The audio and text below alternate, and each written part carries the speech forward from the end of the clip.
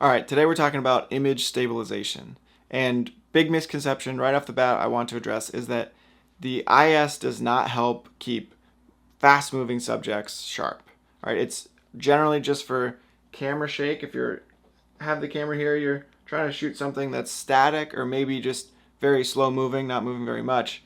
It'll help keep those things a little bit sharper because it's just compensating for the little bit of camera shake when you press the shutter maybe, or just if you're not very stable. Right? There's doing some internal calculations. It's moving lenses and pieces around to act as though the camera wasn't moving at all. So IS is not for fast moving subjects. It's actually for slow moving and static subjects when you're shooting at a low shutter speed. Now, some people might think, well, I'll just leave it on because, what's the difference? It can't hurt my images. It's just going to be on when I need it. But there are some cases where it may actually not help, and it will drain your battery quicker if you have it on than if you had it off. So here's some cases where you want to have it on, and sometimes when you want to have it off. So when shooting with a low shutter speed, so generally my rule of thumb is if I get down to 1/250th of a second, if I'm shooting portraits or events, something like that, I'll switch it on. And again, this is just for, if I'm shooting someone that's speaking, they're not really moving much. So if they're moving back and forth a lot, the IS isn't going to help that much. But if they're just kind of standing at a podium speaking, or people are just, posing for a photo and not moving, the IS is great, right? So if I'm shooting it really slow, if I'm shooting this basket over here, if I have it down and I'm moving back and forth at a fast shutter speed, the IS won't matter because you're taking the picture so quickly. Now if I drop my shutter speed way down and I'm shooting and I have the IS off, there's a chance that it's not gonna be crazy sharp because I moved a little bit while it was taking the photo. So if I turn that IS on and then take another photo, it's going to compensate for that little bit of movement when I press the shutter button, right? Sometimes your camera's going to move, or if I'm just not stable enough, if I have my arms out here, if I'm trying to do an overhead shot and I'm moving it around, the camera's going to try to compensate for that movement. And another little tip when you're shooting at low shutter speed is make sure you're doing a burst, because anytime you press, you are going to move it a little bit. So if you click and hold down, those middle frames are probably going to be a little bit sharper because you're in more of a static position. Your finger's already pressed, you're holding still, you're not releasing and clicking, which you can see can move the camera. So pick one of those middle frames, probably going to be sharper. And a lot of times you'll do this shooting a stationary object in low light. I got down to 1/15th of a second shooting this basket over here. Again, that's a really slow shutter speed.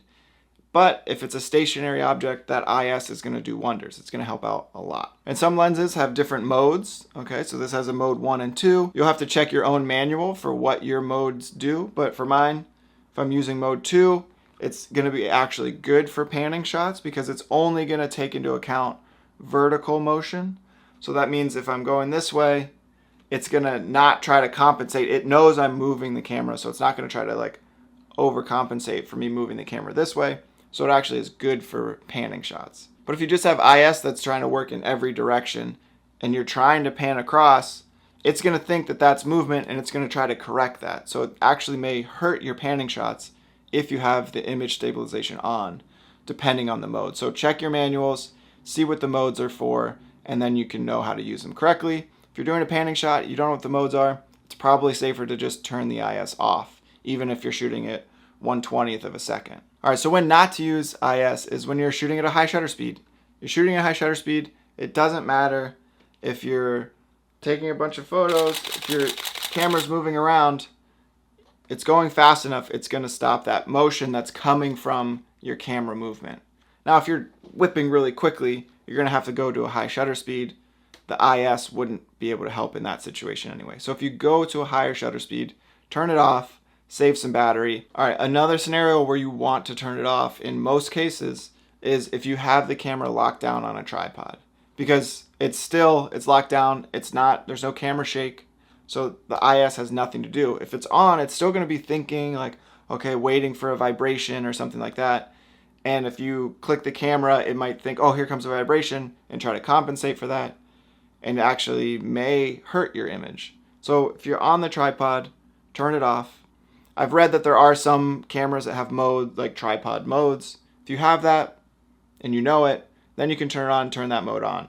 But in general, if it's locked down on a tripod, it's going to be very stable, and you do not need the image stabilization because there's literally no camera shake. So again, different cameras and lenses all have different IS modes. Some have IS, some don't. But check your manuals. The lenses are easy to tell. It normally has a switch on the side. You can turn on and off. Cameras, you're going to have to go into your menu settings, find that setting. There's probably different modes. So make sure you know how to use it. Otherwise, it could potentially hurt your images, or it's just going to drain your battery more quickly. So hope that's helpful, and see you next time.